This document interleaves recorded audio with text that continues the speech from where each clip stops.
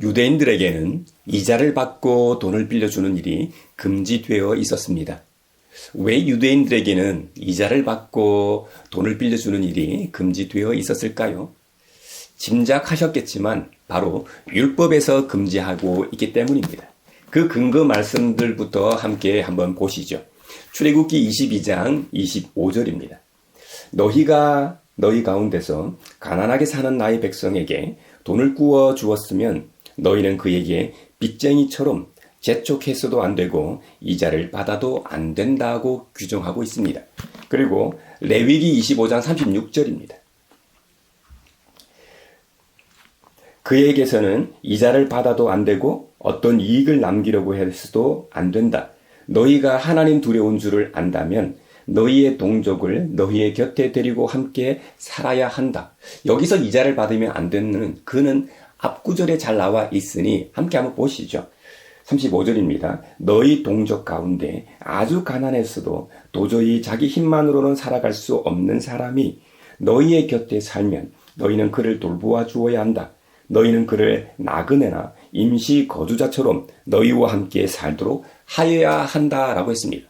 사회적 약자를 말하고 있네요. 다시 오늘 본문이 36절과 37절 한번 더 볼게요. 그에게서는 이자를 받아도 안 되고 어떤 이익을 남기려고 해서도 안 된다. 너희가 하나님 두려운 줄을 안다면 너희의 동족을 너희의 곁에 데리고 함께 살아야 한다. 37절입니다. 너희는 그런 사람에게 이자를 받을 목적으로 돈을 구워 주거나 이익을 볼셈으로 먹거리를 구워 주어서는 안 된다라고 말하고 있습니다. 엄격히 규정하고 있죠. 마지막으로 신명기 23장 19절도 한번 보겠습니다. 당신들은 동족에게 구워 주었거든 이자는 받지 마십시오.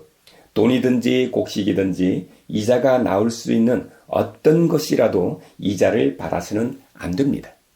그러니까 외국 사람에게는 구워 주고서 이자를 받아도 괜찮지만 같은 동족, 같은 형제 자매들에게 이자를 받지 못한다는 규정입니다. 구약 율법에서 규정하고 있는 내용들이 유대인들에게는 이자를 받고 돈을 빌려주는 일이 금지된 근거 말씀입니다. 예를 들어 이런 겁니다.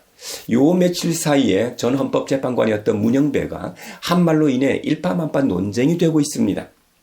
헌법을 읽어보라는 말에 대한 해석이 다르다 보니 정치 진영에서는 자기들 유리한 쪽으로 해석해서 상대의 진영을 공격하는 수단으로 이용하는 상황이 벌어지고 말았습니다. 그래서 문영배 전 재판관은 시사인이라는 유튜브 채널에 나와 이번 출연이 마지막 출연이라고 밝히면서 자신의 말의 진위를 명확하게 밝혔습니다. 당시 이 문영배가 출연한 라디오 방송 진행자가 질문한 내용입니다. 여의도 논쟁에 대해서 어떻게 생각하냐? 여의도는 곧 국회를 말하는 것이니까 그래서 국회 논쟁을 말하는구나 라고 생각하고 답변했다는 겁니다. 사실 이 이야기의 발단은 여러분들도 잘 아시다시피 대통령 취임 100일을 맞은 이재명 대통령이 그 자리에서 내란 종식을 위한 내란 전담 재판부 관련 내용이 위헌이냐 합헌이냐에 대해 이 선출 권력과 임명 권력의 서열을 말하는 대목에서 시작되었죠. 사실 너무나 상식적이고 당연한 말인데도 반대편에서는 받아들일 수도 없고 반격할 건수를 찾던 차에 문영배 전 헌법재판관이 이런 말을 해서 논쟁이 커졌던 것이죠. 문영배는 확실하게 말합니다. 대통령께 드리는 말씀이 아닙니다. 대통령한테 한 말이다라고 보도한 내용들은 다 잘못된 보도요, 잘못 이해한 내용들이라고 자신의 말의 진위를 명확하게 밝혔습니다. 저는 이 시점에서 이런 말을 아니할 수 없습니다. 사람은 누구나 자신이 한 말에 책임을 져야 합니다. 공직에 있는 사람, 특히 정치권이나 언론은 더 큰 책무가 있습니다. 그러므로 잘못된 정보나 사실을 말하거나 보도하고 유포할 경우 응당 그 책임을 물어야 합니다. 이건 언론 탄압이 아닙니다. 저는 우리나라에서 그렇게 존경에 맞지 아니하는 미국에서 실시하고 있는 그것도 언론의 자유, 표현의 자유가 가장 자유로운 미국에서조차도 허위 보도로 명예를 훼손한 언론사에 실제로 책임을 묻는 언론의 징벌적 손해배상 제도를 하루빨리 도입해야 합니다. 미국은 발언의 자유를 조회하거나 출판의 자유를 제한하는 어떠한 법률도 만들 수 없다는 수정헌법 1조에 따라 언론 보도에 대한 징벌적 손해배상을 직접적으로 규정한 법률을 갖고 있지는 않습니다. 대신 미국 법원은 수정헌법에 따라 보호되는 언론의 자유에 해당하지는 않는 악의적 허위 보도에 대해선 피해자의 실질적 손해를 훨씬 넘는 징벌적 이 손해배상을 판례로 인정하고 있죠. 여러 판례를 볼 때 이 적게는 수십만 달러에서 1억 달러 이상 선고한 사례들이 실제 존재합니다. 그러니까 수억에서 수천억 원에 이르는 징벌적 손해배상을 받았다는 겁니다. 그래야만 악의성 허위 보도가 사라지게 되겠죠. 우리나라 언론이 기레기 소리를 듣는 이유가 허위 보도에 대한 징벌적 손해배상 제도가 없기 때문입니다. 또 한 가지, 미국은 수정헌법 1조에 따라 언론 보도에 대한 징벌적 손해배상을 직접적으로 규정한 법률을 갖고 있지 않는데도 미국 법원에서는 수정헌법에 따라 보호되는 언론의 자유에 해당되지 않는 악의적 허위 보도에 대해서는 철저하게 피해자의 실질적 손해를 훨씬 뛰어넘는 징벌적 손해배상을 판결하고 있습니다. 이 정도라도 하니까 미국의 법원은 이 미국 국민들로부터 존경까지는 아니더라도 인정을 받는 겁니다. 그런데 우리나라는 어떻습니까? 한국의 법원은 국민들로부터 인정 못 받는 정도가 아니라 적폐 기득권층 끝판왕으로 인식되고 있습니다. 지금은 검찰개혁에 이어 개혁해야 할 대상일 뿐입니다. 그런데도 개혁의 대상이 자신들도 포함하여 개혁을 논해야 한다고 주장합니다. 무슨 말 같지도 않는 소리입니까? 어떻게 개혁의 대상이 직접 개혁을 한단 말입니까? 법원은 국회에서 만든 법 테두리 안에서 판결하면 그만입니다. 그게 법이 규정하고 있는 내용의 전부입니다. 국회도 국민의 뜻을 받들어 법안을 만들어야 하고요. 그리고 국민들은 법원에게 지금까지 스스로 개혁하라고 얼마나 많이 기회를 줬습니까? 자정 능력 자체가 없는데 스스로 개혁한다는 말은 어불성설이고 말장난에 지나지 않습니다. 미국 법원에서는 수정헌법에 따라 재판한다는 대목이 중요한데요. 우리나라는 그동안에도 쭉 그래왔지만 이번 내란 재판을 통해 법원의 본 모습을 온 국민에게 그대로 노출했죠. 내란 수괴와 내란 동조 세력들을 풀어주지를 않나. 풀어줄 때 계산법이 삼척동자도 웃을 셈법으로 풀어주지 않았습니까? 그리고 그 다음에는 또 원래대로 돌아와 구속심사를 하고요. 법도 따르지도 않고 원칙도 규칙도 없는 그야말로 지 마음대로 법을 해석하고 적용합니다. 그런데도 현행법으로는 어떻게 할 수 있는 방법이 없다고 합니다. 참 기가 찬 일입니다. 뭐 이런 법이 다 있습니까? 이건 정말 잘못된 구조입니다. 이번 기회에 다 뜯어 고쳐야 합니다. 법대로 해야 한다는 말은 법 앞에 만민이 평등하다는 의미입니다. 저는 개인적으로 오늘날 모든 법의 효시가 되었다고 인정하는 함무라비 법전의 정신으로 돌아가야 한다고 봅니다. 단순히 눈에는 눈, 이에는 이가 아닙니다. 그 법칙이야말로 타인을 배려하는 법입니다. 피해자가 입은 동일한 수준의 피해를 가해자에게 가하도록 하여 복수를 막고 보복의 범위를 제한했습니다. 또 강자가 약자를 억압하는 것을 막기 위한 조문도 눈에 띕니다. 특히 법률 집행에 대한 조항인 1항에서 5항을 보면 거짓 고발, 거짓 정은, 판결 위조에 관한 내용이 나옵니다. 어떤 사람이 다른 사람을 고소하여 살인죄를 씌웠으나 증명할 수 없다면 고소한 자는 죽임을 당했습니다. 무고죄를 엄격히 규제하고 있는 성문법이 바로 함무라비 법전입니다. 우리나라에서도 지금도 무고죄가 얼마나 성행하고 있습니까? 힘이 있는 자, 검사와 판사와의 친분으로 인해 유리한 판결을 받아왔습니다. 그런데 이들 법조인이 근거로 삼는 함무라비 법전에는 타인을 배려하는 것이 곧 나를 보호하는 법이라고 말하고 있습니다. 무고죄로 인해 억울한 사람을 만들지 말라고 했습니다. 그럴 경우 피해자와 같은 피해를 가해자에게 주라고 명시하고 있습니다. 그리고 함무라비 법전에서 가장 주목해야 할 점이 재판관에 관한 규정입니다. 제가 제일 화가 나는 것은 지금으로부터 4,000년 전에 만들어진 함무라비 법전에서도 명시되어 있는 사람 존중 사상이 고도로 무명화되고 과학이 발달한 오늘날 모든 국민이 법 앞에서 동등하지 않다는 사실입니다. 이 사실에 경악하지 않을 수 없습니다. 연령과 직업뿐만 아니라 계급과 성별에 따라 처벌이 달라야 하겠습니까? 그런데 내란 수계를 파면하는 과정에서도 확인되었습니다만 감사원장과 검사 3명에 관한 탄핵안을 재판관 8대0 전원일치로 모두 기각했죠. 물론 탄핵의 남발을 막기 위해 탄핵 심판은 매우 신중해야 합니다만 이해할 수 없는 결정입니다. 또 윤석열 내란 수계의 파면은 100% 확실한데도 시간을 질질 끌어 구속적으로 우리 사회의 혼란을 자초했습니다. 박근혜 파면과는 비교할 수조차도 없는 이 사안을 가지고 시간을 지연시켜 지금은 내란 세력들이 아예 대놓고 공세를 퍼붓고 있지 않습니까? 방귀 낀 놈이 성내는 꼴입니다. 국힘은 민주당이 12.3 계엄을 알고도 못 막았다고 도리어 내란 동조 세력이라고 말하는 지경에 이르렀습니다. 국민이 왜 이 이상한 나라의 앨리스 같은 꼴을 봐야 합니까? 저는 탄핵 시기에 이런 부작용을 우려했습니다. 윤석열 수계는 탄핵됐지만 결국 모든 것이 엉망진창이 되었습니다. 그 원인 제공을 바로 헌법재판소가 했습니다. 훗날 역사는 그렇게 평가할 겁니다. 함무라비 법전 제1조 5항에 보면 공정하고 정의로운 판결에 대한 조항이 있습니다. 왕이 내린 판결을 취소하거나 반복하는 판사는 그 사람이 본래 판결에서 정한 죄에 해당하는 벌을 받고 공정한 판결을 내리지 않은 판사는 엄중한 처벌을 받는다. 아마도 사형에 해당할 겁니다. 그만큼 법을 다루는 자에게도 엄격하게 법을 적용했고 책임을 물었습니다. 이 말을 예전부터 하고 싶어서 오늘 일부를 언급했고요. 요 며칠 사이에 논란의 중심에 선 문영배 전 헌법재판관의 이야기를 하다 여기까지 얘기했네요. 헌법을 읽어보라는 말 한마디에 이렇게 논란이 생겼죠. 문영배 전 헌법재판관은 이렇게 말합니다.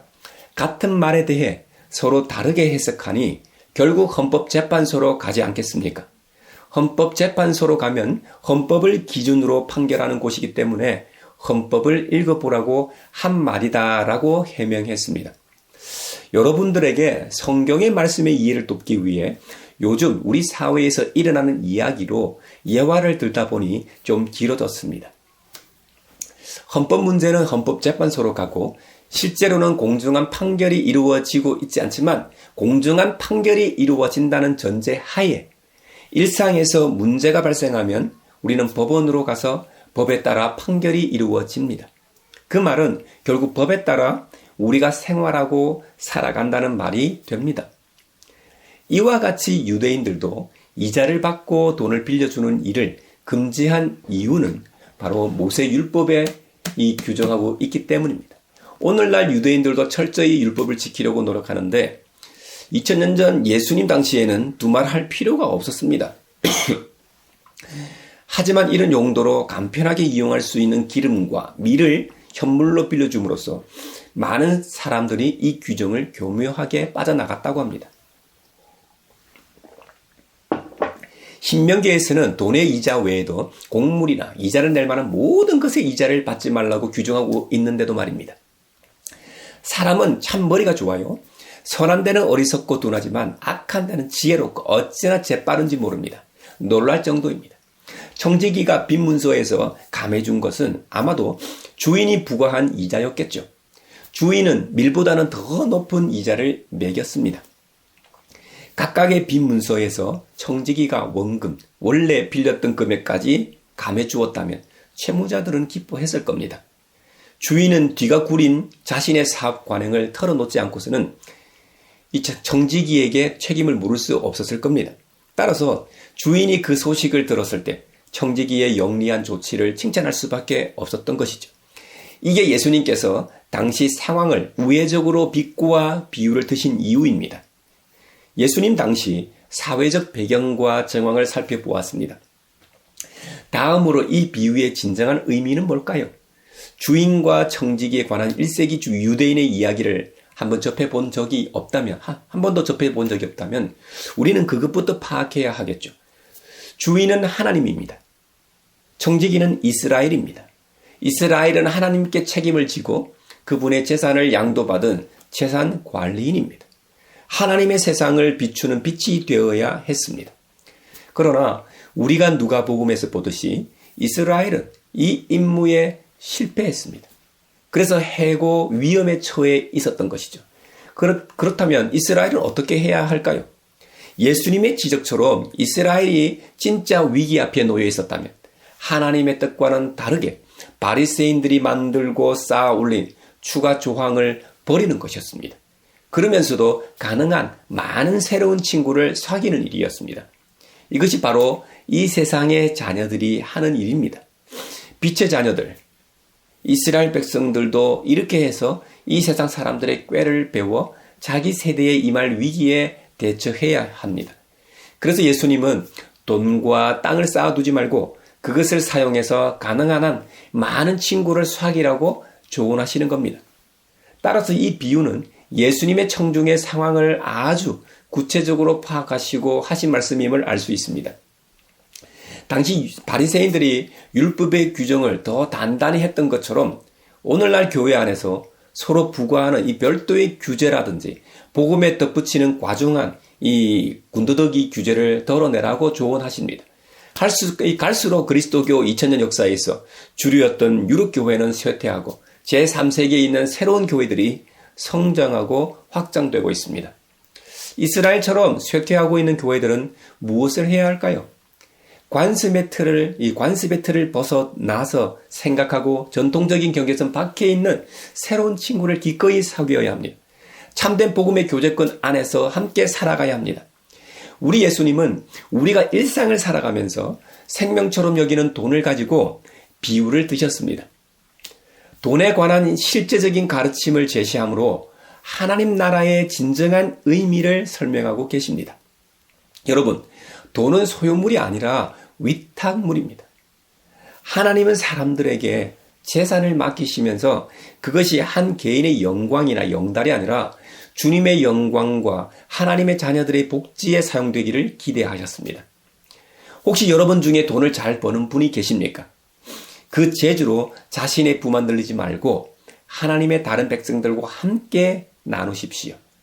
돈은 돈 자체를 뛰어넘어 미래의 삶에서 우리를 기다리고 있는 진정한 부를 의미하기도 한다고 가르치십니다.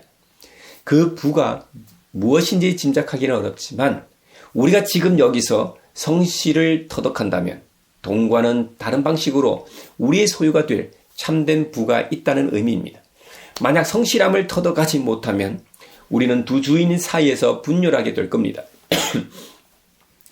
대부분의 농촌 사회처럼 예수님 시대에는 극소수의 부유층과 수많은 극빈층이 있었을 겁니다. 대제사장을 포함하여 당시 종교 지도자들 대부분은 부자에 속했을 겁니다. 그러니까 예수님께서 비유로 드신 부자에 대한 공격은 결국 당시 종교 지도자들에게 가하는 공격으로 받아들였을 겁니다. 물질관이 달랐습니다. 바리새인을 비롯한 당시 종교 지도자들은 율법의 근거에 재산을 하나님의 은총의 표시로 여겼습니다. 반면 예수님은 그 물질을 가난하고 궁핍한 이들을 돌보라고 주신 선물이라고 선언하셨죠. 그래서 충돌이 불가피했습니다. 예나 지금이나 물질 때문에 죽고 삽니다. 대부분의 분쟁이 이 물질 때문에 발생하기 때문이죠. 성실한 돈 사용이 이스라엘이 살아가는 방식이라는 겁니다. 돈보다 하나님께 대한 성실, 외면의 모습만이 아니라 마음의 성실까지 요구하십니다. 이제 예수님과 함께 시작되는 하나님 나라에서의 이 성실한 삶이란 물질관부터 시작해 결혼관, 우리가 일상에서 살아가는 모든 영역에서의 성실함을 의미합니다. 여러분, 예수님 반대편에 서 있었던 바리새인들은 당시 사회적 구조 때문에 부자였다면 실상은 물질의 노예로 살았던 것이죠. 더 문제되는 것은 그들이 율법의 전문가로서 율법을 일반적인 이스라엘 백성들을 가르치는 위치였지만 율법의 핵심인 하나님, 즉 하나님 나라에서는 가장 멀리 있는 자들이었다는 점입니다. 반면 바리새인들이 그렇게 멸시하며 천대하던 사람들은 팔레스타인 지역에서는 하나님 나라 백성이 아닌 것처럼 취급받았지만 예수님으로 인해 새로운 복음을 받아들임으로 실제로는 하나님 나라에 가까이 있는 자들이었다는 사실입니다. 할렐루야. 끝으로 오늘을 살아가는 우리도 그리스도인으로서 틀에 박히고 구조화되면서 복음의 정신을 잃어버리고 복음만 붙들고 있다면 예수님 당시 지적받았던 바리새인이 되고 말 겁니다. 항상 복음의 정신을 묵상하고 우리의 삶을 성찰함으로 계속 하나님 나라 백성으로 살아가는 우리 모두가 되기를 바랍니다. 더불어서 우리는 계속해서 창조 이 시즌을 보내고 있습니다. 이번 한 주간도 창조주 하나님께서 창조해 놓으신 이 아름다운 세계를 우리가 보존하고 보존하는 그 일에 우리의 일상 가운데 조금이라도 그러한 모습이 나타나기를 바랍니다.